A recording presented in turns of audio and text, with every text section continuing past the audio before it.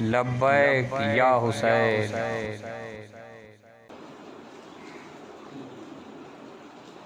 لا حول ولا قوة إلا بالله العلي العظيم.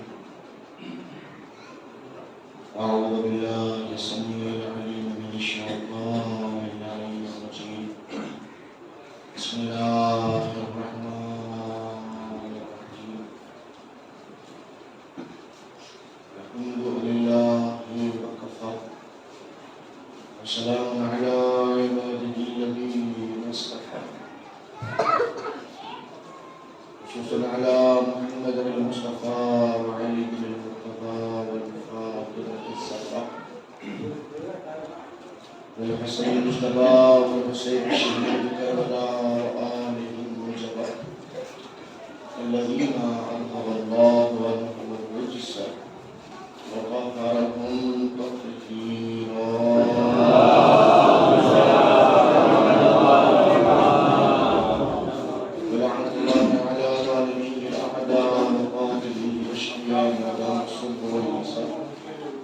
أما بعد فقد قال الله تبارك وتعالى في محكم كتابه العلا والفرقان الهدى.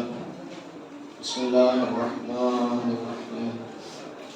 قد جاءكم من الله نور وكتاب مبين.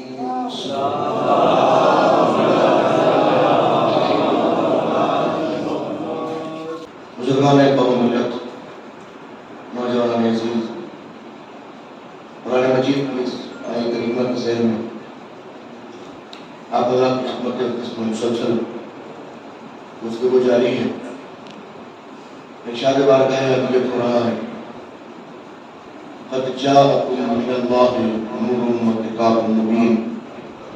اللہ کی طرف سے بندوں کی ہدایت کے لیے دو چیزیں بھیجی گئی.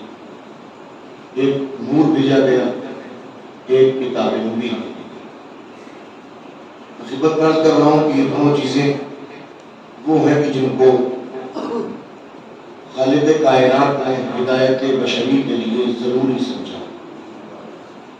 اور ظاہر ہے کہ ہمارا سمجھنا اور ہے، اللہ کا سمجھنا اور ہے. اللہ اگر کسی چیز کو قرآن کی آیت بنا کے بھیج رہا ہے تو وہ شے فطرت انسانی سے الگ نہیں ہو سکتی. یعنی اگر ہم یہ چاہیں اور یہ کہیں کہ اللہ نے دو چیزوں کو ہدایت کے لیے رکھا ہے، ہم ایک چیز کو بنیاد بنا کے اپنے آپ کو کافی سمجھ لیں گے تو یہ بات ناممکن ہے. اس لیے کہ جس چیز کو اس نے ہدایت کے لیے ضروری سمجھا اور ایک ساتھ ضروری سمجھا تو کسی بھی منزل کے اوپر آپ کسی ایک کو کافی نہیں کہہ سکتے. لیکن کیا کیا جائے، تاریخ اسلامی کچھ ایسے واقعات کو ہمارے سامنے رکھتی ہے کہ جہاں جرأت کرنے والوں نے اتنی جرأت کی کہ خود سرور کائنات کی موجودگی میں اس بات کو کہا کہ ہمارے لیے کتاب خدا کافی ہے.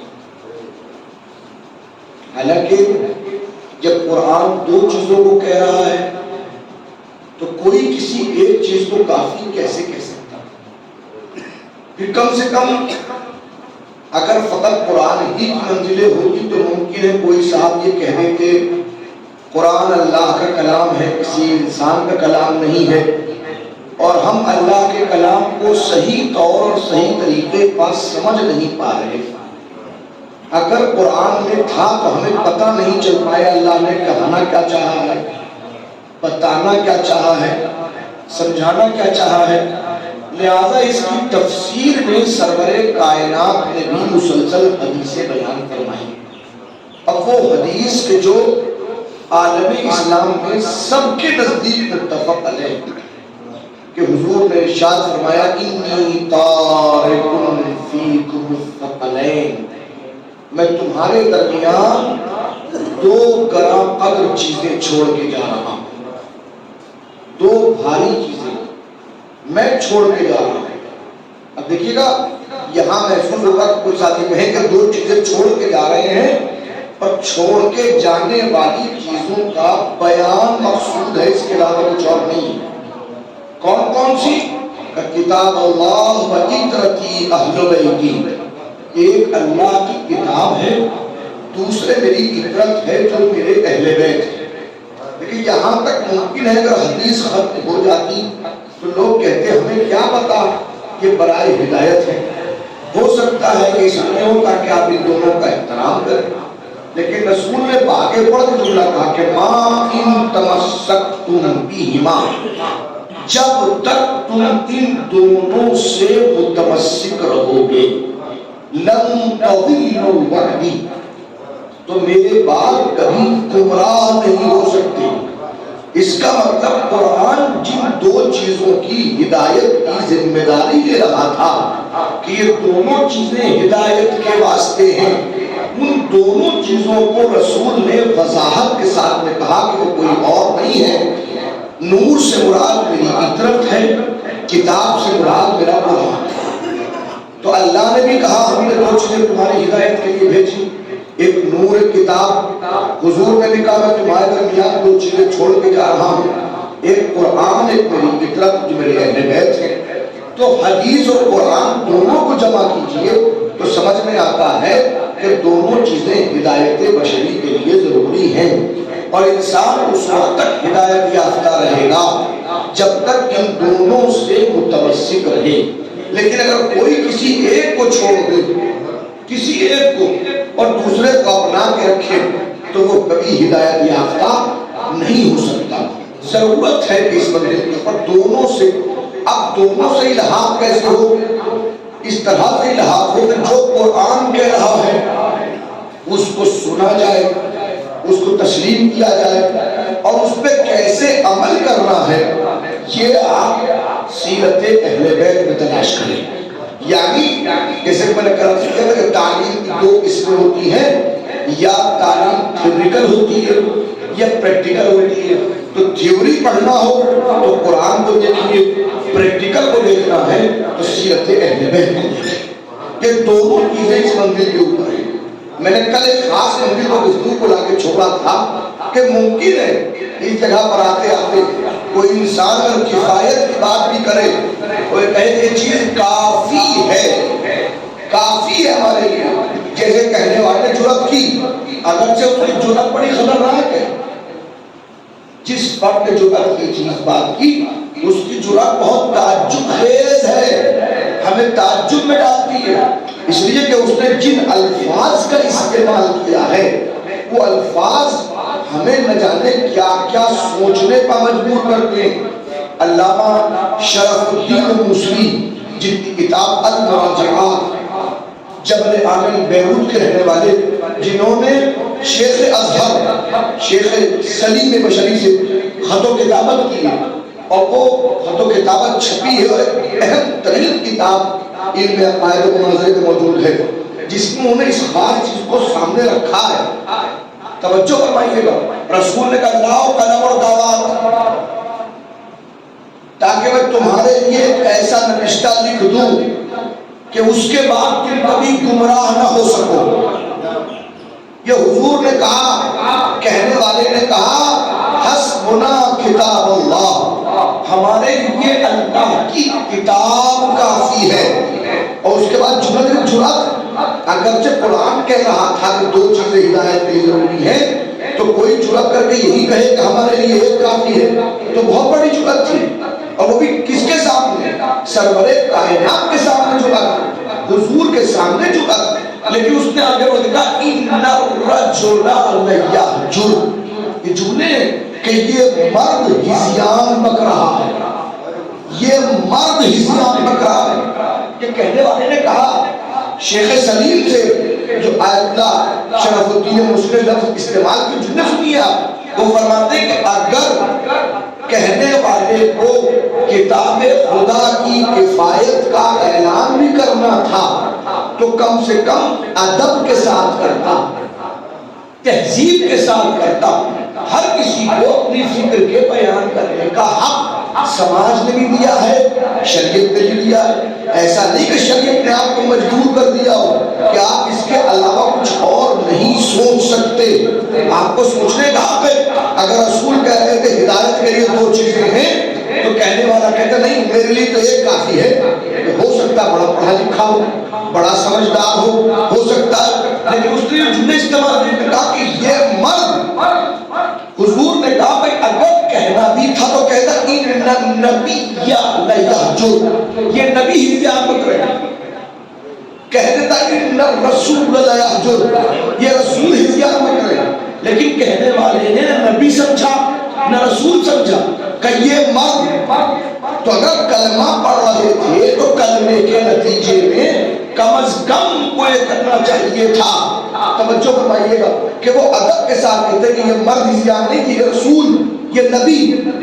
فرق اپنا اپنا ہے، سمجھنا اپنا اپنا ہے، لیکن کہنے والے نے ان جملوں کا استعمال نہ کر کے لفظ مرد استعمال کر کے کہا کہ چونکہ میں نہ ان کو نبی سمجھتا ہوں نہ ان کو رسول سمجھتا ہوں، اگر سمجھتا ہوتا تو میں کہتا ہوں۔ تو ظاہر ہے کہ یہاں پر وضاحت سے یہ معلوم ہوا کہ کہنے والا کون ہے۔ دوسری بندی کہنے والے کیا کہا کہ یہ کتاب کافی ہے۔ تو کیا کتاب کافی ہو سکتی ہے؟ دیکھیے امکان پہ بحث کریں نا، غور تو کریں۔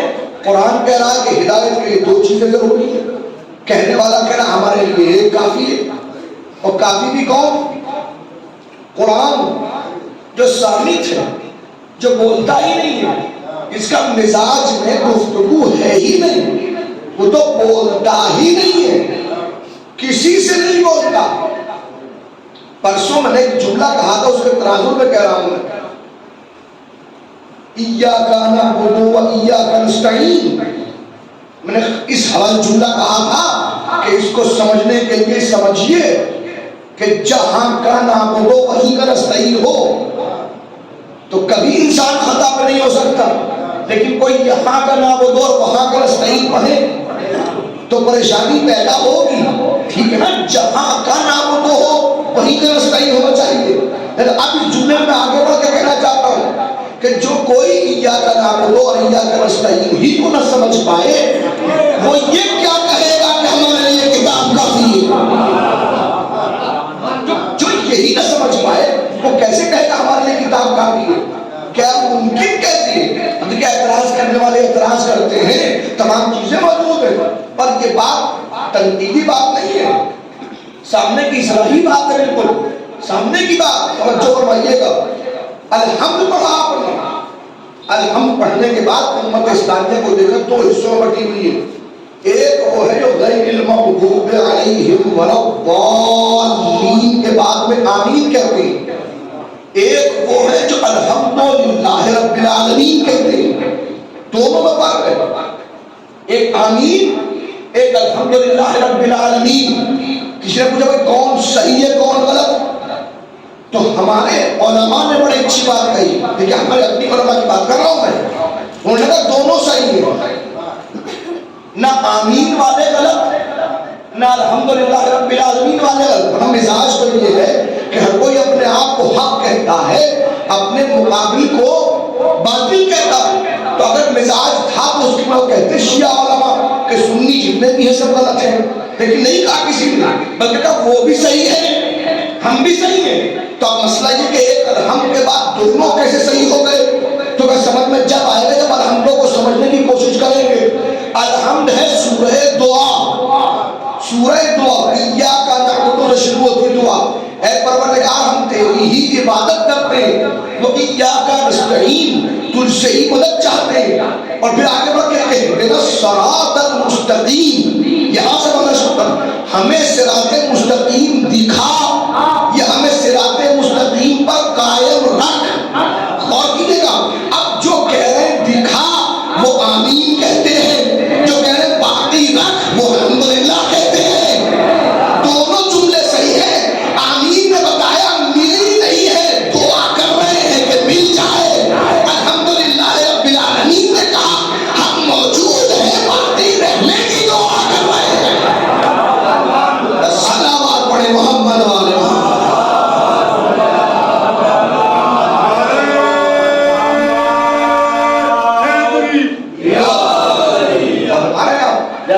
کے اوپر کوئی کہے کہ یہ کیا کیفیت ہے، کہ بالکل نہیں.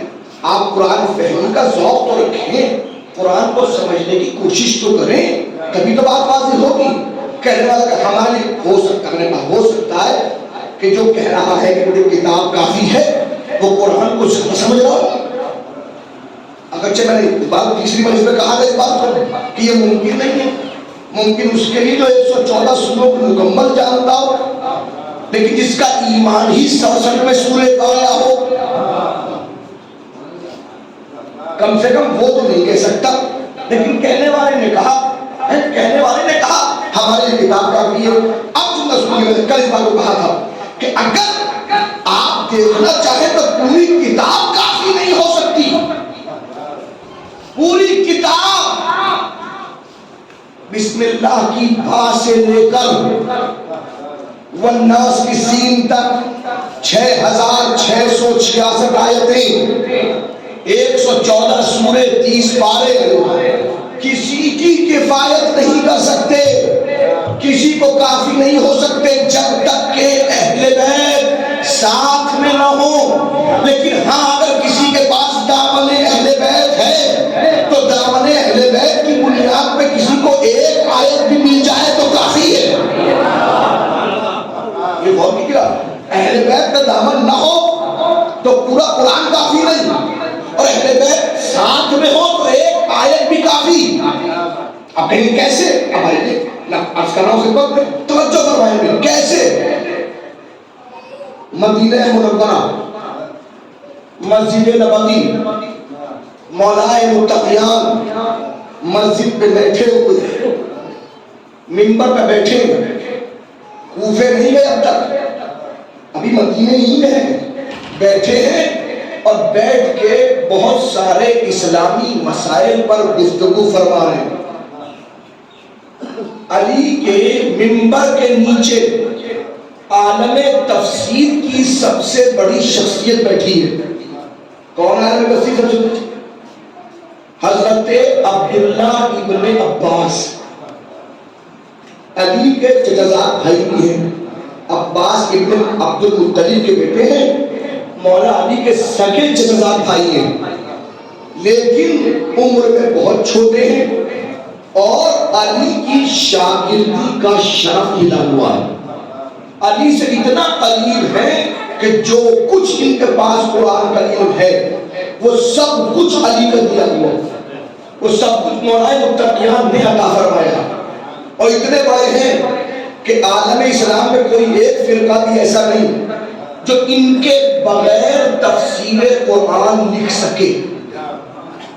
دیوبندی تفسیر لکھیں گے تو ابن عباس سے، بریلوی لکھیں گے تو ابن عباس سے، حنفی لکھیں گے تو ابن عباس سے، حنبلی لکھیں گے تو ابن عباس سے، شیعہ لکھیں گے تو ابن عباس سے. جتنے بھی ہیں 73 کے 73 فرقے عالم اسلام کے، جب بھی قرآن کی تفسیر لکھیں گے بغیر ابن عباس کے تفسیر نہیں لکھی جا سکتی. ابن عباس کو عالم تفسیر میں کوئی مائنس نہیں کر سکتا، بغیر ان کے لکھی جاتی. وہ بیٹھے نیچے، توجہ کیجیے گا.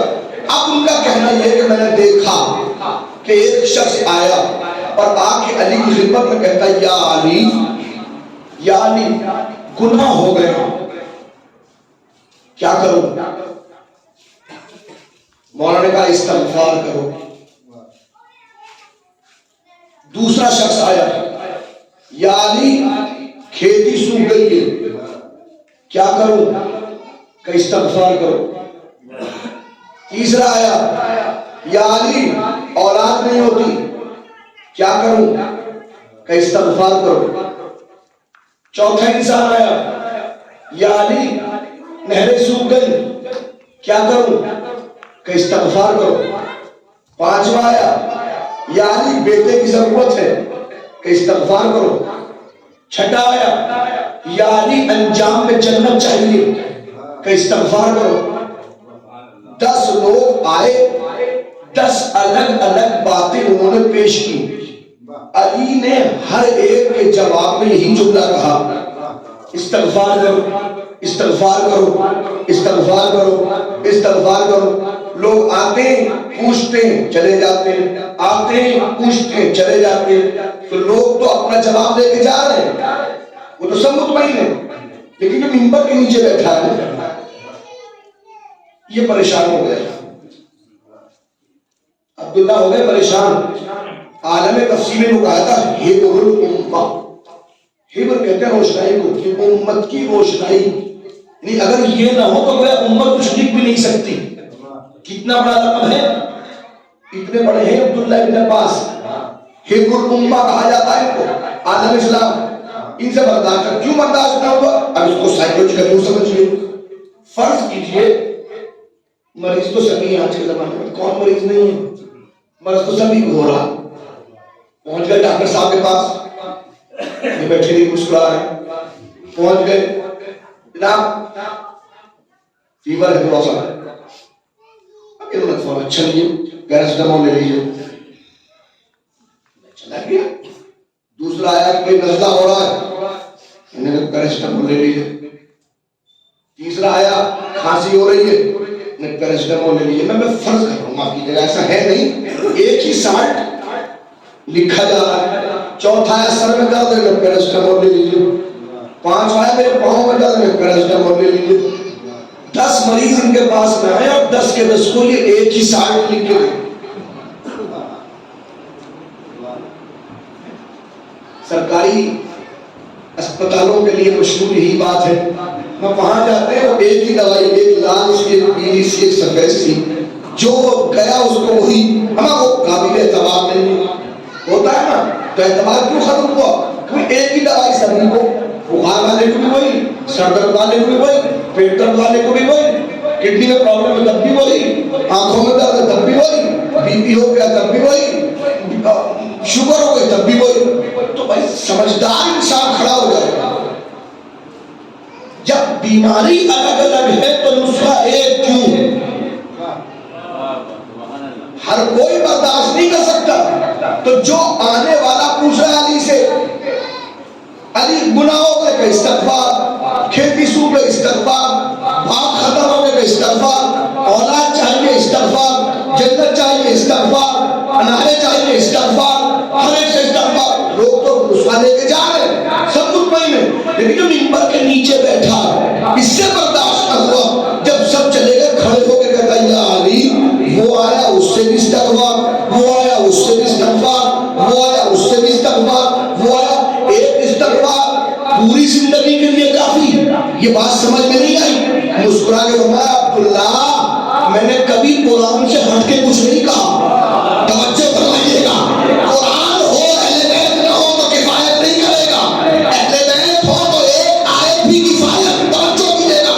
کیسے ممکن ہے کہ پڑھ جا کے 71 نمبر کا سورہ، سورہ نور، اس کی آیت نمبر 10، فَقُلْتُ اسْتَغْفِرُوا رَبَّكُمْ إِنَّهُ كَانَ غَفَّارًا۔ اللہ کہہ رہا ہے اپنے رب کا استغفار کرو، وہ تمہیں معاف کرنے والا ہے۔ وَيُمْدِدْكُمْ، توجہ فرمائیے گا، وَيُرْسِلُ السَّمَاءَ عَلَيْكُمْ مِدْرَارًا، اللہ آسمان سے بارشیں نازل کرنے والا ہے۔ وَيُمْدِدْكُمْ بِأَمْوَالٍ، وہ تمہارے مال میں اضافہ کرنے والا ہے۔ وَبَنِينَ، تمہیں اولادیں عطا کرنے والا ہے۔ وَيَجْعَلْ لَكُمْ جَنَّاتٍ، وہ تمہیں جنتیں دینے والا ہے۔ وَيَجْعَلْ لَكُمْ أَنْهَارًا، وہ تمہیں نہریں عطا کرنے والا ہے۔ ایک استغفار سبب بخشش کا بھی ہے، ایک استغفار سبب بارش کا بھی ہے، ایک استغفار سبب مال کی کثرت کا بھی ہے، ایک استغفار اولاد کے اضافے کا بھی سبب ہے، ایک استغفار جنت کے ملنے کا بھی سبب ہے، ایک استغفار نہروں کی عطا کا بھی سبب ہے۔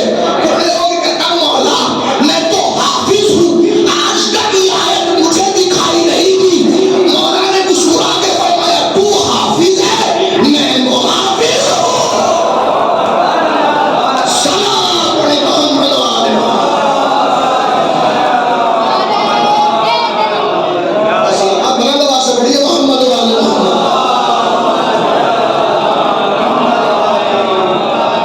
مولا مجھے نظر نہیں آئی کبھی، مجھے کبھی نظر نہیں آئی، میں نے کبھی نہیں دیکھا، اگر نظر آ جائے تو میرے پاس کیوں آتے؟ سمجھے؟ ایک آیت بتائی کس نے؟ علی نے بتائی۔ تو علی سے ہٹ کے پورا قرآن کافی نہیں ہوتا، علی کے پاس آ جائے تو ایک آیت بھی کفایت کرتی ہے. سمجھے اس بات کو؟ اکیلا قرآن نہیں، جب تک کہ ساتھ میں اہل بیت نہ ہو. ان کا وجود ضروری، اس لیے ضروری ہے کہ یہ آپ کو بتائیں گے کہ عمل کیسے ہو. حکم کا آنا کمال نہیں ہے، حکم کو نافذ کرنا، اپلائی کرنا. قانون سب بناتے ہیں، اپلائی کر کے دکھائیے، تطبیق کیجئے اس کی. نفاذ کیسے ہوگا؟ نفاذ احکام کیسے ہوگا؟ اور بھی یاد رکھیے کہ انسان اگر اس منزل سے ہٹتا ہے تو سمجھ میں نہیں آتا، کیوں کیفیتوں کو درست نہیں پاتا. قرآن ہے. اب دیکھیے حضور سرور کائنات صلی اللہ علیہ وآلہ وسلم کی پوری نبوتی زندگی 23 برس کو مجموع سے 23 برس کی زندگی کو نبوتی زندگی کہا جاتا ہے. جس وقت حضور نے اعلان نبوت فرمایا اس وقت سے لے کر اور حضور کے اس دنیا سے پردہ کرنے تک 23 سال کی زندگی. اب 23 سال کی زندگی کو ملاحظہ فرمائیے کیسی زندگی ہے کہ یہ بھی 2 حصوں بٹی ہوئی ہے. جگہ کے رہنے کے اعتبار سے حضور نے 13 سال شروع کے مکے میں گزارے ہیں، رسول کی مکی زندگی. 10 سال مدینے میں گزارے ہیں، 10 سال مدنی زندگی. تو اگر 23 کو 50-50 بھی کریں تو 11.5 تو بیٹھتے ہی ہیں. لیکن اس کے زیادہ 13 سال 13 سال مکے کی، تو 50% سے زیادہ کی زندگی تو مکے کی ہوئی، مدینے کی کم ہے. اور اس میں بھی دیکھیے گا مکے میں کیا ہوا، جیسا اسلام آپ کے اور ہمارے سامنے ہے رسول نے ایسا اسلام پیش نہیں کیا. ایسا اسلام نہیں، وہاں اسلام کا مزاج دوسرا تھا. حضور نے پہلے دن جب قرآن کی آیت نازل وَأَنذِرْ عَشِيرَتَكَ الْأَقْرَبِينَ، اے رسول اپنے قرابت داروں کو ڈرائیے، تو اس وقت رسول نے ایک اعلان کیا قُولُوا لَا إِلَٰهَ إِلَّا اللَّهُ تُفْلِحُوا. لا الہ الا اللہ کہو فلاح پا جاؤ گے. میرے نوجوان سمجھیں اسلام بس یہی تھا، لا الہ الا اللہ کہو فلاح پا جاؤ. صرف لا الہ الا اللہ کہنا تھا بس. دیکھیے اس وقت سمجھنا بہت مشکل تھا، آج سمجھنا نہایت آسان ہے. مسلمان کون ہے؟ آپ جتنے احکام اسلام کے ہیں ان کو سامنے رکھ کے کہیں گے. مثلاً نماز احکام اسلامی میں سب سے پہلے نمبر کا ہے. ایسا کہ قیامت کے دن سب سے پہلا سوال اولی پرسش نماز جتنا موجود ہے، سب سے پہلا سوال نماز کا ہوگا. خود حضور نے کہا الصلاۃ عمود الدین، نماز دین کا ستون ہے. فَإِنْ قُبِلَتْ قُبِلَ مَا سِوَاهَا، نماز قبول تو ہر عمل قبول. وَإِنْ رُدَّتْ رُدَّ مَا سِوَاهَا، نماز رد تو ہر عمل رد. لہذا نماز سب سے اہم ہے. لیکن آپ تعجب کریں گے حضور نے کہا لا الہ الا اللہ کہو، بالکل نہیں کہا نماز پڑھو. ہے ہی نہیں نماز، حکم ہی نہیں نماز کا، آرڈر ہی نہیں آیا. اللہ نے کہا نہیں ایک دن، ایک ہفتے، ایک مہینے، ایک سال مکے میں جتنے مسلمان ہیں آرڈر ہی نہیں نماز کا. رسول کی 23 سال کی زندگی کے 13 سال مکے کے نماز ہی نہیں ہے، آرڈر ہی نہیں ہے. روزہ بالکل نہیں. جب نماز میں روزہ کہاں سے آئے گا؟ حج کوئی حکم نہیں. زکات کوئی حکم نہیں، خمس کوئی حکم نہیں، جہاد تصور بھی نہ کیجیے گا۔ 13 سال تک رسول بس یہی لا الہ الا اللہ، صرف یہی کا مطلب یہی نہیں ہے، جملے اور بھی ہیں۔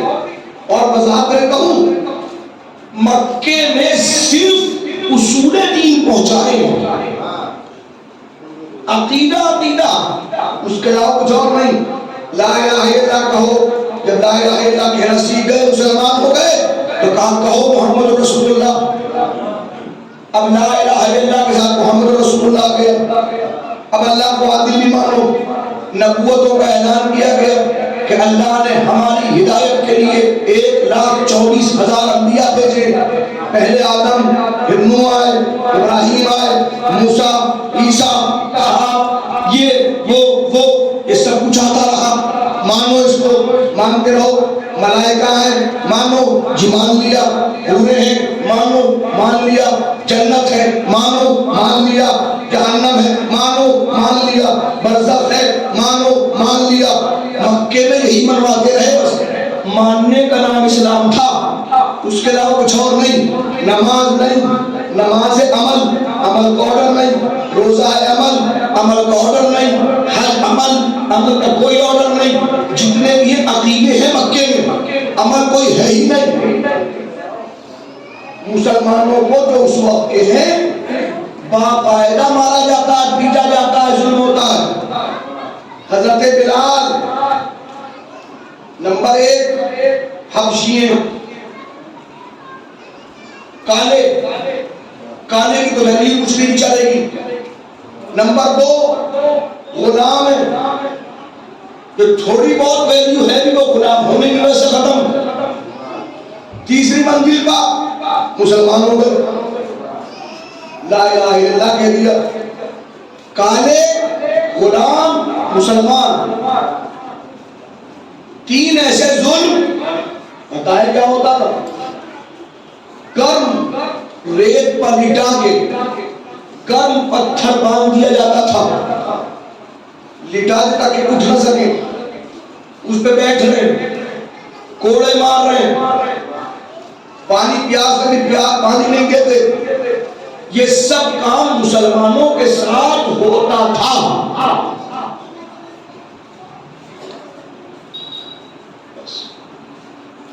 عقیدہ، عمل کوئی نہیں۔ 13 سال تک یہی ہوتا رہا، اس کے علاوہ کچھ نہیں۔ حضور مارا گیا، مجھے میں ہاتھ پکڑ لوں اس کا، اجازت نہیں ہے۔ مارتے ہوئے کا ہاتھ پکڑنے کی اجازت نہیں۔ چیز جائے کہ کوئی جواب دے۔ اسلام کے 2 محسن تھے، دونوں محسنوں کو اللہ نے بلا لیا، بلایا، حالات اور بگڑ گئے۔ اللہ نے کہا میرے نبی ہجرت کر جاؤ، مکہ چھوڑ کے آ گئے مدینے۔ 1 سال گزر گیا، 13 اور 1 14، 1 سال اور گزرا، 14 اور 1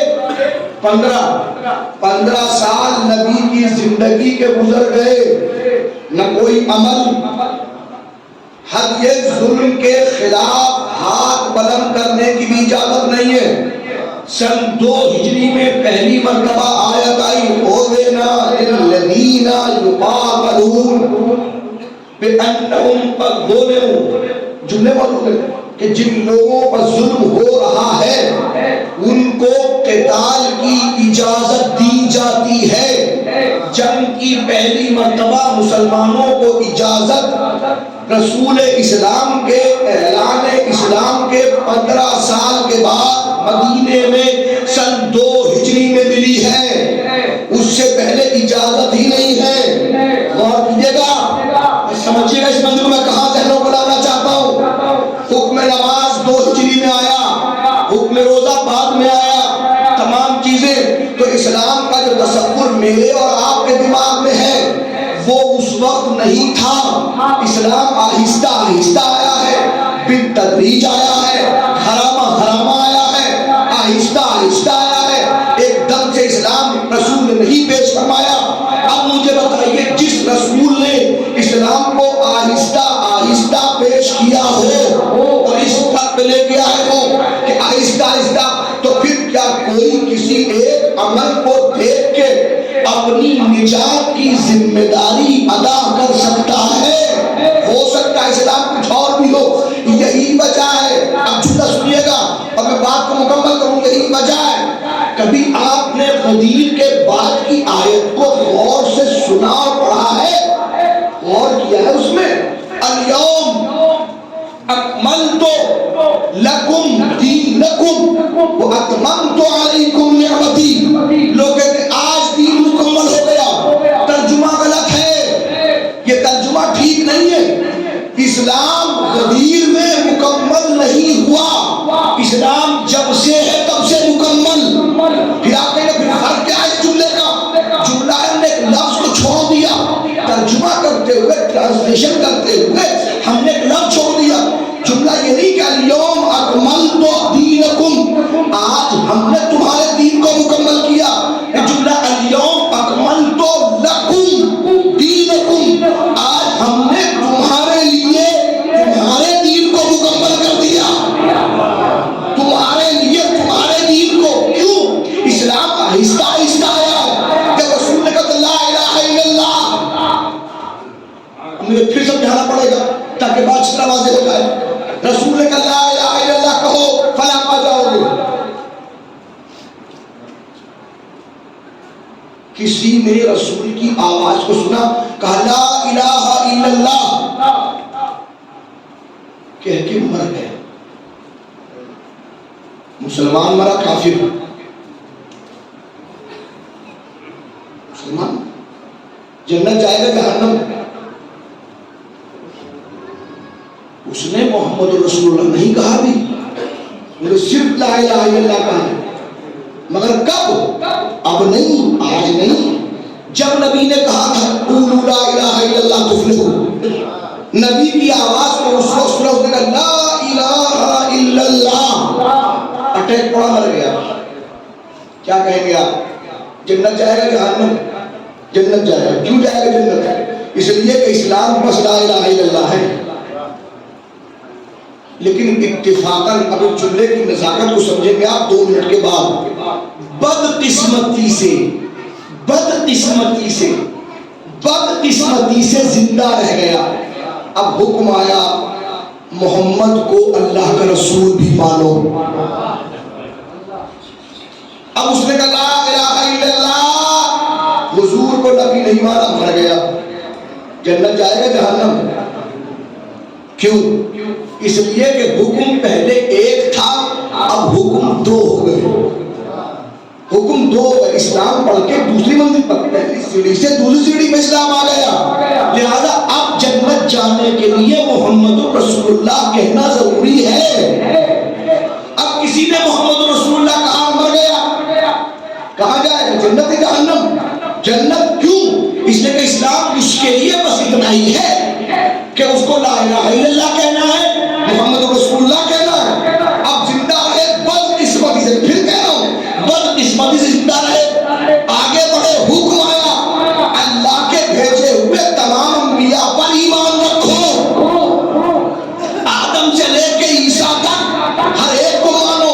اب کوئی ان نبیوں کو نہ مانے اور مر جائے، صرف لا الہ الا اللہ محمد رسول اللہ کہہ کے مر جائے، جنت جائے گا کہ جہنم؟ کہ جہنم۔ کیوں؟ اس لیے کہ آرڈر 3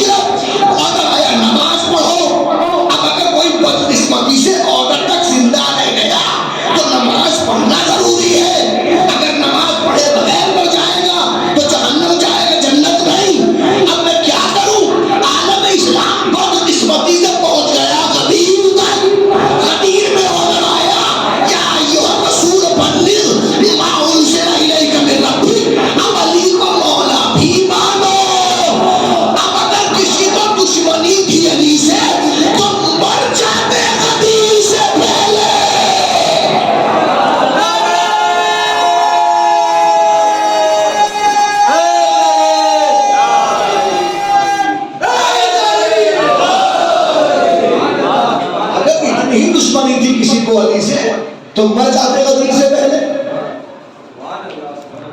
جنت بھی مل جاتی، علی سے چھٹی بھی مل جاتی.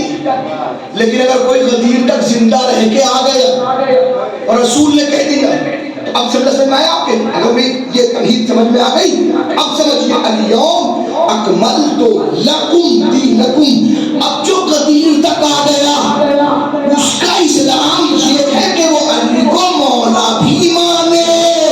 اب اگر کوئی نبی کو نبی مانے، اللہ کو اللہ مانے اور علی کو ولی نہ مانے تو توحید کام نہیں آئے گی، رسالت کام نہیں آئے گی. اب میں کیا کروں؟ قرآن کی آیت ہے جو آپ کے لیے کافی ہے.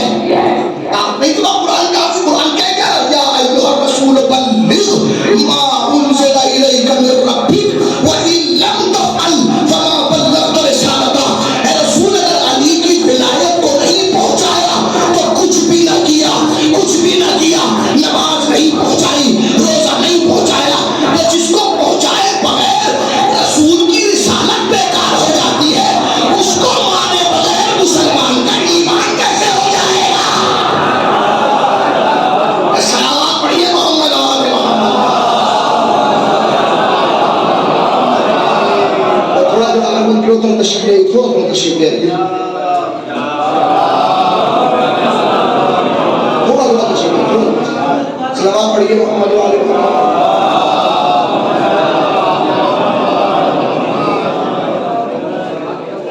پھر صلوات پڑھیے محمد آل محمد.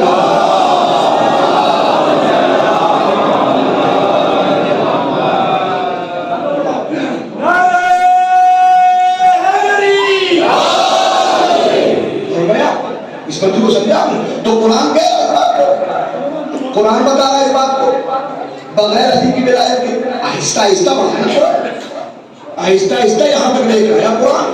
تو جب یہاں تک لے کے آیا تو یہ قرآن کہہ رہا ہے آپ سے کہ علی کو مولا بھی مانو. اکیلا قرآن کافی نہیں ہے جب تک کہ ساتھ میں اہل بیت نہ ہو، جب تک کہ دونوں ساتھ میں نہ ہو اس وقت تک قرآن کی ایک آیت بھی کفایت نہیں کر سکتی، پورا قرآن کافی نہیں ہو سکتا. ہاں ہو سکتا ہے جب علی ساتھ میں ہو. علی ساتھ میں آئے تو رسول کے ساتھ مکمل ہو. یہی وجہ بھی ہے. اب جملے دیکھیے تاریخ کا لکھے علامہ امینی، عبد الحسین امینی، جنہوں نے اس موضوع پر سب سے بڑی کتاب لکھی. کتاب کا نام ہے الغدیر، 11 جلدیں ہیں. یہی لکھنؤ میں آگے لکھی انہوں نے 1955 میں لگ بھگ. یہی لکھنؤ میں آنے کے بعد اپنے موضوع کی سب سے بڑی کتاب عالم تشیع کی کچھ کتابیں ایسی جس کا آج تک کوئی جواب نہیں دے پایا. اب اوقات الانوار آج تک کوئی جواب نہیں دے پایا. الغدیر آج تک کوئی جواب نہیں دے پایا. انہوں نے الغدیر میں لکھا ہے تمام تفصیلات. کیسی توجہ کیجیے گا، ایسی منزل کہ جہاں سے انسان ایک لمحے کے لیے بھی الگ نہیں ہو سکتا. قرآن کافی ہو ہی نہیں سکتا. اس لیے کافی نہیں ہوگا، قرآن خاموش ہے. آپ جو چاہے کریے، جیسا چاہے کریے. آپ اپنی مرضی کو قرآن بنا دیجئے، اپنی مرضی کو. انہوں نے لکھا کہ جس وقت مولائے متقیان کی ولایت کا اعلان کیا تو علامہ امینی لکھتے کہ ایک مرتبہ نہیں کہا تھا، 3 مرتبہ کہا تھا. الا ومن كنت مولا فهذا علی مولا. جس کا میں مولا اس کا یہ علی مولا، جس کا میں مولا اس کا یہ علی. 3 مرتبہ. 1 مرتبہ کہہ دیتے کافی تھا، لیکن نہیں. جب قرآن نے وضاحت کو سمجھ میں آیا، حکم کیا کہہ کے آیا تھا؟ یا ایھا الرسول بلغ، اے رسول پہنچا دیجئے. کسے؟ ما انزل، ما انزل. اب میں ترجمہ نہیں کروں گا. اے رسول ما انزل کو پہنچا دیجئے. اے رسول ما انزل کو پہنچا. ما انزل کیا ہے؟ آج کل کے زمانے میں جو آپ کے پاس موبائل ہے نا، اینڈرائڈ موبائل، چونکہ بزرگوں کے پاس تو ایسا مل جاتا ہے، لیکن بچے اور نوجوان تو سب اینڈرائڈ ہی ہاتھ میں لے کے چل رہے ہیں، ایپل میں لے کے چل رہا ہے، آئی پیڈ چل رہا ہے۔ آپ کے پاس میں اس میں قرآن، اکثر جو لوگ مذہبی ہوتے ہیں وہ جہاں ادھر ادھر کی ایپس ہوتی ہیں وہاں قرآن بھی رکھتے ہیں، مفاتی بھی رکھتے ہیں، ایپس بھی رکھتے ہیں۔ وہ ایپس سرچیبل ہوتی ہیں، وہ سرچ کر سکتے ہیں، تلاش کر سکتے ہیں۔ آپ کوئی ایک آیت ہے آپ بھول گئے، ایک لفظ یاد ہے، کوئی بات نہیں، موبائل میں قرآن کھولیے، وہ لفظ ڈالیے، سرچ کیجئے، جہاں جہاں قرآن میں آئے یوں سامنے، سیکنڈ میں، منٹ کی بات نہیں، سیکنڈ میں سارا نتیجہ سامنے۔ یہ لیجئے، آسان ہے۔ آیت کیا ہے؟ یا ایھا الرسول بلغ ما انزل الیک من ربک ما انزل، یہ لفظ ما انزل سرچ کر لیجیے آپ۔ اے رسول پہنچا دیجئے اسے جو آپ پر نازل کیا جا چکا، ما انزلہ کو پہنچا دیجئے آپ۔ ما انزلہ دیکھیے قرآن میں کس کس کے ساتھ ہے، جس جس چیز کے ساتھ ما انزلہ لگا ہو سمجھ لیجئے وہ وہی ہے جس کو پہنچانے کا آرڈر ہو رہا ہے۔ اب کوئی میری بات نہیں، قرآن سب کے گھروں میں، اور گھر سے کیا مطلب، قرآن ہر ایک کے ہاتھ میں موبائل میں ہے بھائی، آپ کے ہاتھ میں موبائل میں موجود ہے، تو سرچ کیجئے ما انزلہ، کہ ما انزلہ کیا ہے۔ اب کچھ آیتیں سورہ مائدہ کی 45 46 47 نمبر کی لگاتار کی آیتیں، بھائی آخر میں ایک لفظ بدلا، توجہ کیجئے گا، وَمَن لَمْ يَحْكُمْ بِمَا أُنزِلَ، جو ما انزلہ کے حکم کو نہ مانے، فَأُولَٰئِكَ هُمُ الْكَافِرُونَ، وہ کافر ہے۔ جو ما انزلہ کے حکم کو نہ مانے وہ کافر ہے۔ اگلی آیت وَمَن لَمْ يَحْكُمْ بِمَا أَنزَلَ اللَّهُ فَأُولَٰئِكَ هُمُ الْفَاسِقُونَ، جو ما انزلہ کے آرڈر کو نہ مانے وہ فاسق۔ لیکن وَمَن لَمْ يَحْكُمْ بِمَا أَنزَلَ اللَّهُ فَأُولَٰئِكَ هُمُ الْمُشْرِكُونَ، مشرک ہے، ظالمون، ظالم ہے۔ تین لفظ ظالم، فاسق، توجہ کیجئے گا، ظالم، فاسق اور کافر، لگاتار تین آیتیں جو ما انزلہ کو نہ مانے۔ اے پروردگار، اگر کوئی ما انزلہ کو نہیں مانتا، اللہ کے آرڈر کو نہیں مانتا، تو جرم ایک ہی تو ہوا، میں نماز نہیں پڑھتا ایک ہی تو جرم ہوا، میں روزہ نہیں رکھتا ایک ہی جرم تو ہوا، جرم ایک ہی تو ہوگا۔ قرآن کی 3 آیتیں اور 3 جرم کی، ایک جرم کی 3 سزائیں۔ جو ما انزلہ کو نہ مانے وہ کافر، جو ما انزلہ کو نہ مانے وہ فاسق، جو ما انزلہ کو نہ مانے وہ ظالم، وہ ظالم، فاسق، کافر، کافر، فاسق، ظالم، تین اس بندی کے اوپر۔ اے پروردگار، ایک کو نہ ماننا 3 سزائیں کیوں؟ کہ اسی لیے رسول نے 3 مرتبہ کہا تھا من کنت مولا فقاد علی مولا، جو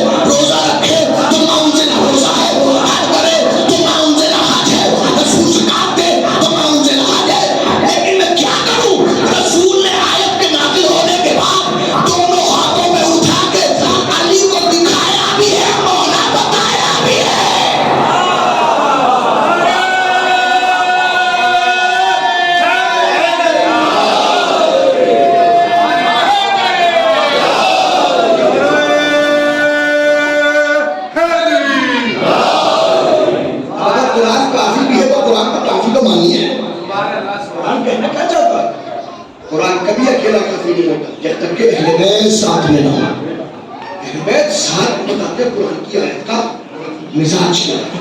یہی وجہ بھی میں گفتگو کو سمیٹتے ہوئے کہ اگر کوئی اس منزل پر آ جائے تو قرآن کو سمجھنے کی ضروری ہے کہ اس منزل تک آئے. سمجھے گا کیسے؟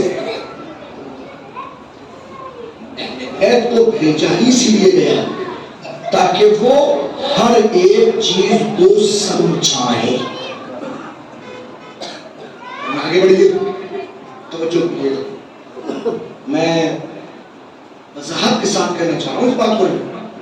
اور جب اس جیسی چیز کہنے کا موقع ملتا ہے تو وہاں کہتا بھی ہوں. جہاں موقع میسر ہوتا ہے ہر جگہ بات کہی جاتی جو کہنے والوں میں. جہاں موقع ہوتا ہے وہاں کہی جاتی ہے. میرے کہ یہاں تو میرے سب اپنے سب جانتے ہیں آپ لوگ. کوئی ایسا جگہ ہو کہ جہاں ہمارے اپنے بھی ہوں اور غیر بھی ہوں یا اپنے نہ ہوں. ہاں بتائیں الفضل ما شہدت به الاعداء. فضیلت ہوئی اس کو اردو دشمن تصور کریں مانے تسلیم کریں. کربلا کو مائنس کر دیجیے آپ.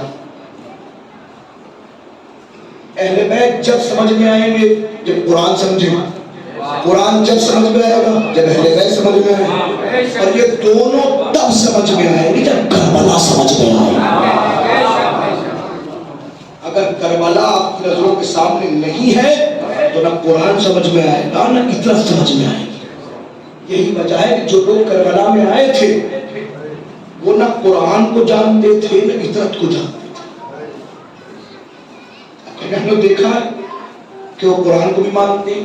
دلیل یہ ہے کہ وہ قرآن کے اوپر اتنا عمل کرتے ہیں کہ قرآن کو حفظ کیے ہوئے. کتنے حافظان قرآن ہیں؟ تو حفظ کرنا اس بات کی دلیل نہیں ہے کہ وہ قرآن کو مانتے بھی ہیں. حفظ کرنا اور چیز ہے ماننا اور چیز ہے. آج کے زمانے میں تو پھر حفظ اگر بنیاد بن جائے تو یہ دو نہیں. کتنے لوگ ہیں دکھائے جو قرآن کے حافظ بھی ہیں اور کہ وہ سوشل میڈیا پہ صاحب کے متعلق چھوٹی سی کلپ نظروں سے گزری ہے دیکھا بھی. اب معاف کیجیے گا تھوڑی سی پولیٹیکل بات ہے کرنا ہے. پولیٹیکل وے میں نہیں کہہ رہا ہوں. میں سیاست سے دور رہتا ہوں اور میرا مزاج بھی نہیں ہے کہ سیاست کو دور کروں. لیکن جو چیز سامنے آ رہی ہے میرے موضوع کے متعلق کہ ایک صاحب نے خود اقرار کیا بتایا اور صاحب بھی کوئی عام آدمی نہیں. ہندوستان کے خاص فرد جو مسلمان بھی نہیں ہندو. انہوں نے کہا کہ مجھ سے کہا گیا کہ آپ قرآن کی اپوزٹ کتاب لکھیے. تو میں نے کتاب لکھی قرآن کی اپوزٹ. میں نے کتاب لکھی. کتاب کا ترجمہ بھی 70 سے زیادہ زبانوں میں چھپا ہے. اپوزٹ مقابلے میں کتاب لکھی 10 کمیاں قرآن کی نکالی. وہ کہہ رہے کہ میری کتاب چھپتی رہی مجھے پاپائی ملتی رہی پیسے ملتے رہے عیش و عشرت. ایک دن بڑے سکون سے لیٹا ہوا تھا خیال آیا کہ جس کتاب کی اپوزیشن میں میں نے کتاب لکھی ہے میں دیکھوں یہ آیا کتاب جو میں نے لکھی ہے وہ صحیح بھی اپوزیشن میں ہے کہ نہیں. کہیں ایسا نہیں بنی ہوئی لکھتی ہو. میں نے اس دن کے بعد پھر قرآن کا ڈیپلی مطالعہ کرنا شروع کیا اور وہ فرما رہے ہیں کہ اتنا مطالعہ کیا کہ میں دعوے سے کر سکتا ہوں کہ بڑے اچھے اچھے مسلمان میرے سامنے نہیں لکھ سکتے. اور جب میں نے پڑھا اور ڈیپلی قرآن کو سمجھا تو مجھے اپنی غلطی کا احساس ہوا. میں نے کہا تو نے یہ غلطی کی ہے اب غلطی کو ریویو کیسے کیا جائے ختم کیسے کیا جائے. دیکھیے مزاج غلطی کا جیسا ہوتا ویسی ہی معذرت بھی ہونی چاہیے. وہ کہہ کہ بھائی میں کچھ معاف کیا مسلمانوں سے میں معافی چاہتا ہوں میں نے جو کتاب لکھی تھی وہ غلط تھی. ایسا ہو جاتا لیکن انہوں نے کہا میں کہوں گا نہیں انہوں نے کہا کہ میں اب اس بات میں کتاب لکھوں گا کہ قرآن دنیا کی اکیلی ایسی کتاب ہے جو ہدایت کے لیے آئی ہے، اور اس میں ایک حرف بھی ایسا نہیں ہے جو ہدایت سے انسان کو ہٹاتا۔ انہوں نے پھر جواب میں وہ جو کتاب لکھی، اور پھر انہوں نے اس کے اندر بہت سارے حقائق کو لکھا۔ کیا لکھا اتفاقاً نہ وہ میرے پاس جو اپوزٹ میں لکھی گئی کتاب نہ وہ میرے پاس ہے، میں نے فقط کلپ دیکھی ہے کہ وہ مہاراج بیٹھے ہوئے بتا رہے ہیں کہ یہ سمجھ میں آپ کو ملا کہاں سے تو دوسری کلپ ملی کہ وہ کہہ رہے ہیں کہ میں نے جب تک قرآن کو ان لوگوں سے سمجھا جن کو عربی آتی ہے تو میں ہمیشہ قرآن کے اپوزیشن میں جاتا رہا، لیکن جب میں نے قرآن کو ان سے سمجھا جن پر قرآن نازل ہوا ہے،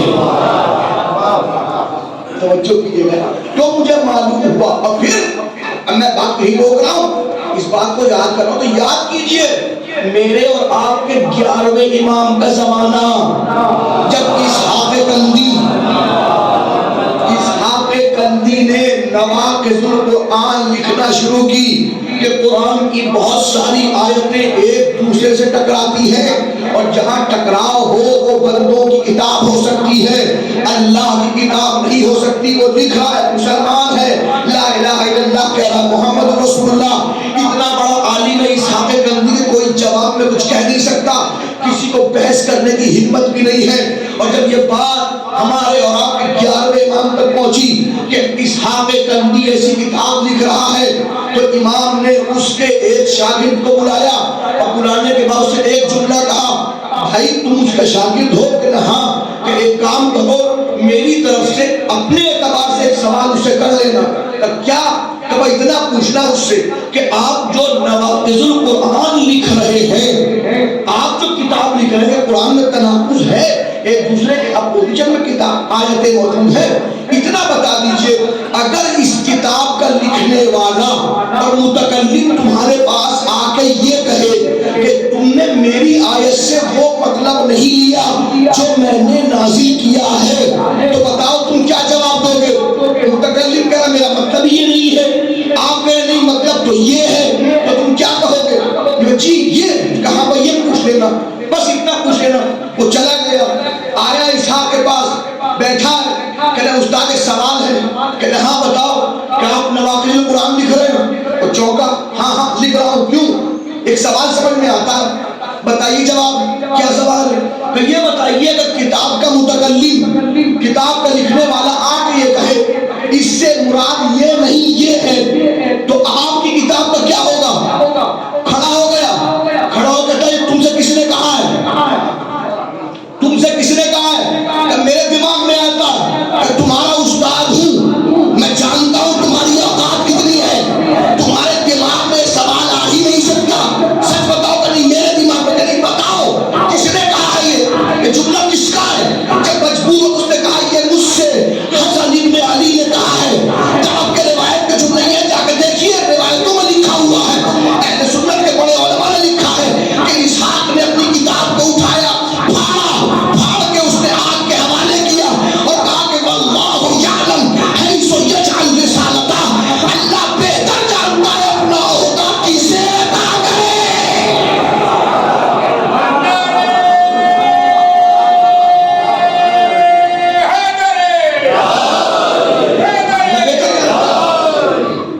جب بھی ایسی بات سامنے آتی ہے کوئی حل نہیں کر پاتا، حل وہی کرتا ہے اس کے پاس حل کرنے کی طاقت ہوتی ہے۔ قرآن سمجھ میں آ جائے گا۔ آج آپ قرآن کو چھوڑیے، چھوٹی سی بات اس کا گفتگو سمیٹ لوں، تعجب کریں گے آپ، ہمارے اور آپ کے 8ویں امام حضرت امام علی رضا علیہ السلام، میرے سامنے کی بات چھوٹی سی بات توجہ کرنے کی بات میں سمجھ رہا ہوں، گفتگو سے آخری بندے دربار میں بیٹھے ہیں، مامون رشید دربار، ایک شخص آ گیا کہ میرے پاس یہ حضور کے منہ مبارک ہے، رسول کے بال ہیں، میرے پاس یہ ہیں،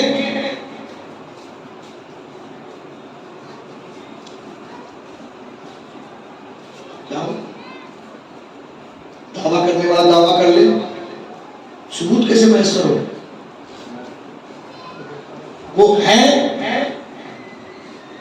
تو دلیل کیا ہے؟ وہ جھوٹا بن کے آیا ہے تو دلیل کیا ہے؟ کون سا بھی کرو؟ میرے پاس ہے، ثبوت ہے کہیں سے؟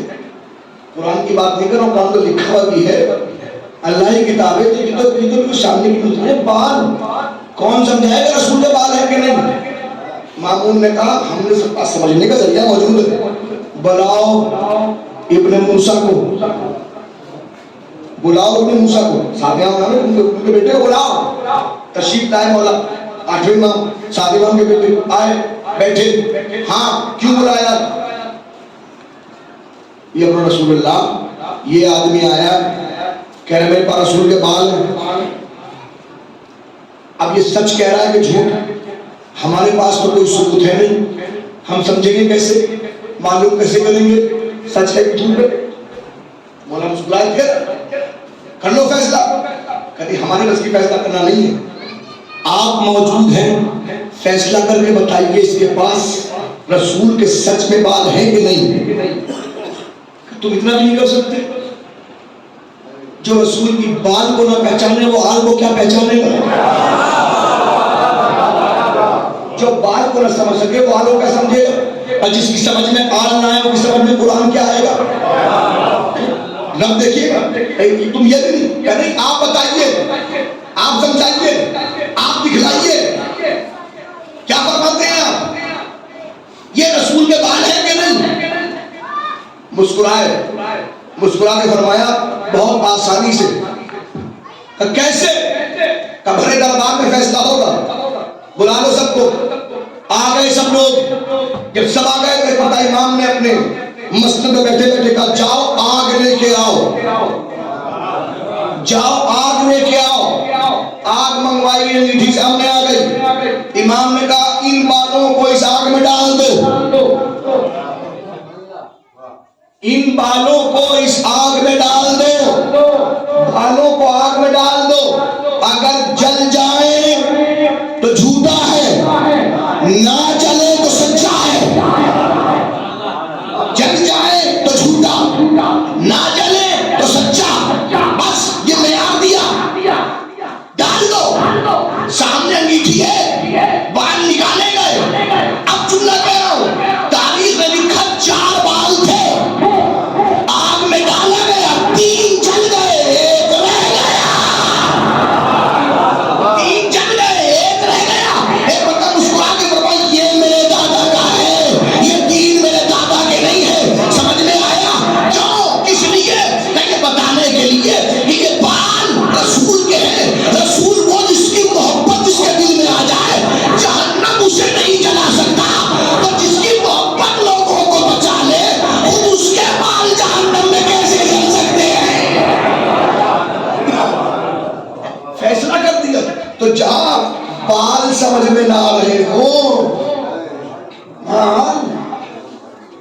جس نے سمجھ لیا اس نے آل کو بھی سمجھ لیا، کربلا سامنے ہے، کربلا حقیقت میں ہے، یہ آل کی پہچان ہے۔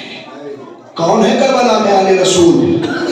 اللہ اللہ، فَقُلْ تَعَالَوْا نَدْعُ أَبْنَاءَنَا وَأَبْنَاءَكُمْ وَنِسَاءَنَا وَنِسَاءَكُمْ وَأَنفُسَنَا وَأَنفُسَكُمْ، رسول کہیے تم اپنے بیٹوں کو لے کے آؤ، ہم اپنے بیٹوں کو لے کے آئے۔ کون ہے رسول کا بیٹا؟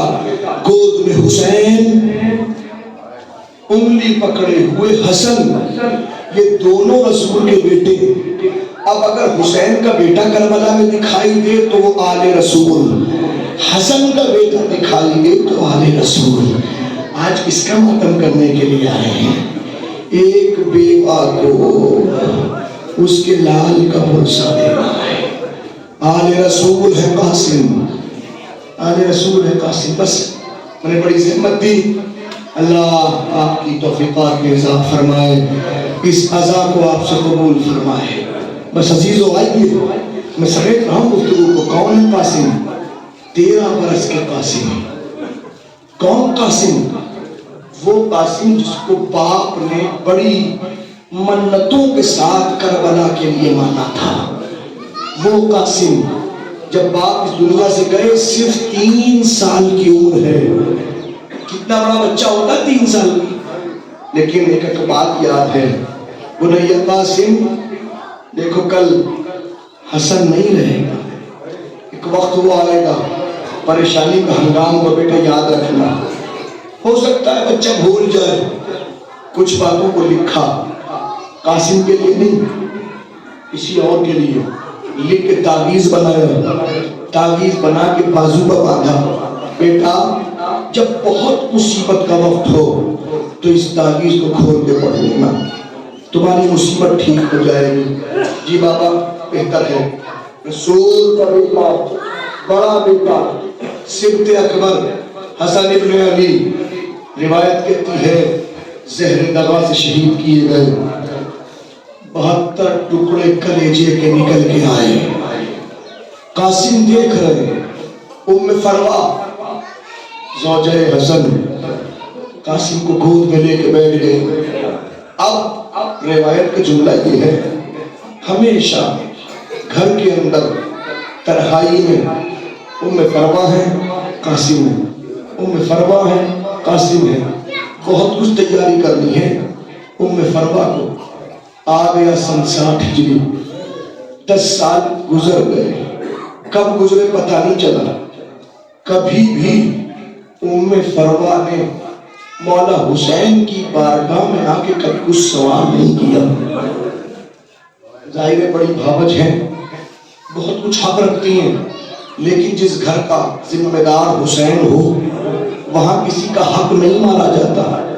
کبھی ضرورت ہی نہیں پڑی کسی ایک مرحلے پر بھی حسین کے سامنے آئے، لیکن ہاں تاریخ کہتی ہے عاشور کا دن آ گیا۔ بڑی معذرت کے ساتھ آئیے پھر کچھ جملے عرض کر دوں اور آپ لوگ اس منزل کے اوپر میرے ساتھ احساس کے ساتھ دے دیں۔ میں تفصیل سے مسائل نہیں پڑھ سکتا، ہاں کچھ جملے اگر متوجہ ہو سکیں۔ صبح صبح کو قاسم خیمے میں آئے، تڑپ کے قاسم کو دیکھا، بی بی فروا ام فروا نے جملہ کہا، بنیا قاسم، بیٹا قاسم تم ابھی تک زندہ ہو؟ اماں چچا اجازت نہیں دیتے۔ تڑپ کا بیٹا اگر تم نہ گئے کوئی تمہیں کچھ نہیں کہے گا، بیٹا میں ہاشمی نہیں ہوں، بیٹا میں غیر خاندان سے آؤں، لوگ کہیں خون اچھا تھا دودھ اچھا نہ تھا، بیٹا لوگ مجھے کچھ کہیں گے، اماں میں کیا کروں، اماں میں کیا کروں؟ آئے چچا مرنے کی اجازت، کہا بیٹا جب بھی بھیا کو دیکھنے کی خواہش ہوئی تم نے دیکھ لیا، گلے لگائے، اتنا روئے، چچا بھی بے ہوش، بھتیجا بھی بے ہوش، اجازت نہ ملی، اٹھ کے نکلے، چچا کے پاس جائیں اجازت نہیں ملتی، اماں کے پاس جائیں شکوہ ہوتا، باہر بیٹھے سوچ رہے اللہ کتنی بڑی مصیبت ہے، ایک کے بعد ایک جا رہا ہے، مجھے مرنے کی اجازت نہیں ملتی۔ اچانک کچھ یاد آیا، باپ نے کہا تھا جب سب سے بڑی مصیبت ہوتی ہے کھول کے پڑھ لینا، کبھی اس سے بڑی مصیبت کوئی نہیں ہو سکتی۔ ایک مرتبہ کھولا، پڑھنا شروع کیا، سمجھ رہے تھے کوئی تعویذ ہوگا، کوئی تعویذ نہیں، کوئی دعا ہوگی، کوئی دعا نہیں، کوئی کچھ نہیں، کیا ایک بھائی کا خط، ایک بھائی کے نام، بھیا حسین کربلا میں میں نہ رہوں گا، میرا قاسم میری طرف سے آئے گا۔ روایت کے جملے یہ ہے کہ تو رو رہے تھے یا مسکرانے لگے، اٹھے اور اٹھنے کے بعد آئے، جیسے ہی حسین نے دیکھا بیٹا قاسم تو پھر آ گیا، کہ قاسم بن کے نہیں آیا، قاسم بن کے آیا ہوں، آپ کے بھائی کا خط لے کے آیا ہوں۔ بھائی کی تحریر دیکھی، بھائی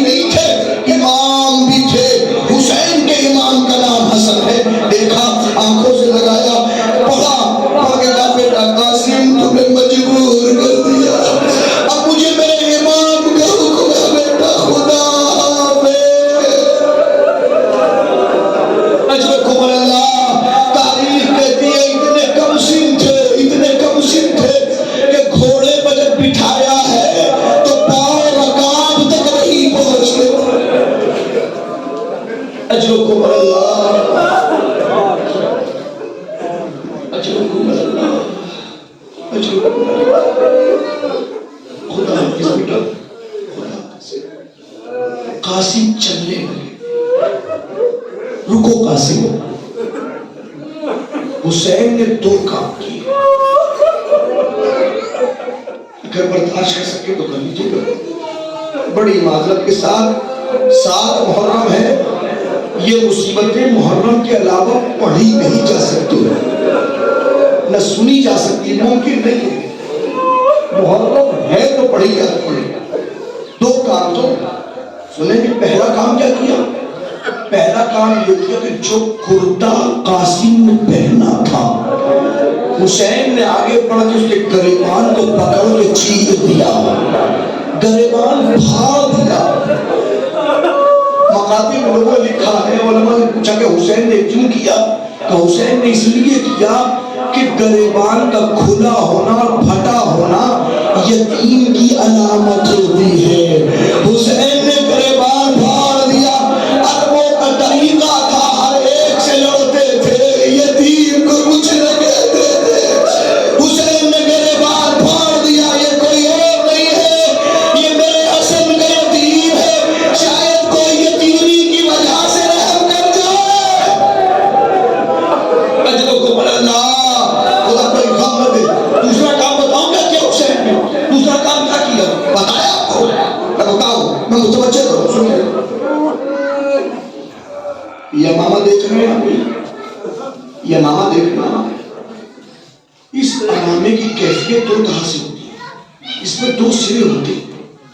ایک سرا تحت الحنک کہلاتا ہے. تحت الحنک مستحب ہے خاص طور پہ امام جماعت کے لیے جب وہ نماز پڑھائیں. یہ اوپر کی پٹی نہیں, پٹی کھلتی ہے, یہ تحت الحنک کے لیے استعمال ہوتی ہے. جو لوگ ایران علاق چاہتے ہیں, کہ علماء اکثر یہ کام کرتے ہیں, سر پہ ہمارا لگاتے ہیں اور اس پٹی کو اس طرح سے ڈال دیتے ہیں. یہ تحت الحنک کہلاتی ہے. حنک بھی کہلاتی ہے. یہ ایک نشانی ہے. دوسری نشانی, اب یہ اس سے پوچھئے جو کسی مردے کو غسل و کفن دیتا ہے. مردے کے لیے کفن میں 3 کپڑے واجب ہیں, مرد ہو یا عورت. ایک کرتا, ایک لنگی, ایک پوری چادر, اور کچھ چیزیں مستحب ہیں. مرد کے لیے مستحب ہے کہ اس کو امامہ بھی دیا جائے, اور مرد کا مردے کا امامہ یہ ہوتا ہے کہ اس کے اندر بھی ایک چھوٹی سی پٹی ہوتی جو اوپر لگی ہوئی ہوتی ہے, جو دوسری پٹی یہ نکل کے سامنے آتی ہے. اس کو جب ڈالا جاتا ہے تو یہ طریقہ ہے, دیکھیے کہ وہ اس طرح لگاتے ہیں. ایک پٹی یہاں آ جاتی, ایک پٹی یہاں آ جاتی. اس طرح پٹی کو لگا دیا جاتا ہے. جس کے لیے مردے کے لیے زندہ کی علامت ہے کہ ادھر سے ڈال دیا جاتا ہے. مردے کے لیے کفن میں امامے کے 2 سرے کو یہاں سینے پہ ڈال دیا جاتا ہے. حسین نے دوسرا کام یہ کیا کہ حسن کے لال کے امامے کو کھولا, دونوں پٹیوں کو نکال کے ڈالا. زینب دیکھ رہی تھی, بھیا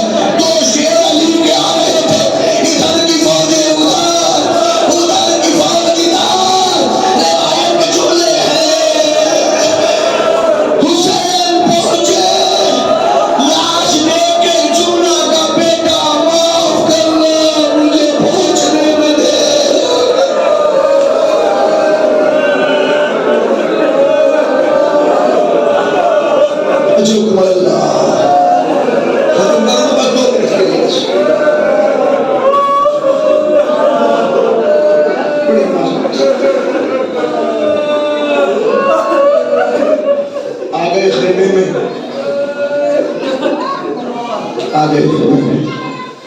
اب روایت مقامی لکھتے ہیں کہ ایک مرتبہ وہ بی بی جو حسن کے بعد سے کبھی حسین کے پاس نہیں آئی، وہ بی بی ام فروا مولا حسین کے پاس آئی۔ مولا حسین احترام میں کھڑے ہو گئے، جی بھابی آپ امام وقت ہیں، مجھے کبھی کسی چیز کی کمی نہیں ہونے دی، مجھے سوال کی ضرورت نہیں پڑی، لیکن اگر آج حسن ہوتے تو میری زحمت نہ دیتی۔ آقا اگر ہو سکے تو قاسم کی میت کو لے آئیے، اگر ممکن ہو سکے تو قاسم کی میت کو لے کے آئیے۔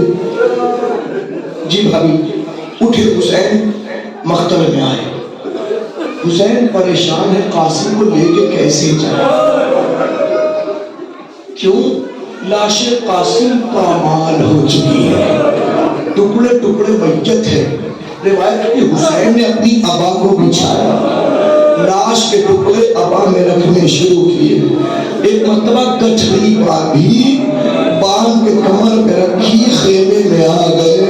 ام فروا انتظار کری، لا کے گٹھڑی حسین نے رکھ دی۔ ایک مرتبہ ام فروا نے کہا مولا میں نے گزارش کی تھی میرے قاسم کی میت کو لے آئیے، مولا کا کبھی نعمت نہ دیتی ہے جب حسن ہو گئے، میرا سردار زندہ ہوتا، میرا شوہر زندہ ہوتا، میرے قاسم کی میت کو لائیے۔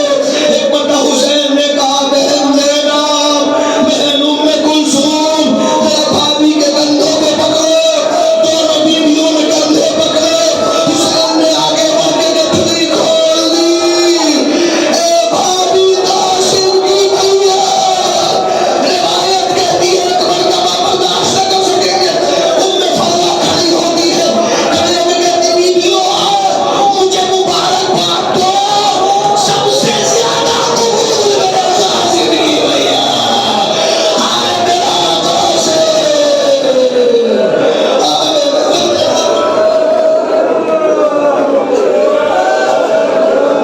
لبیک یا حسین۔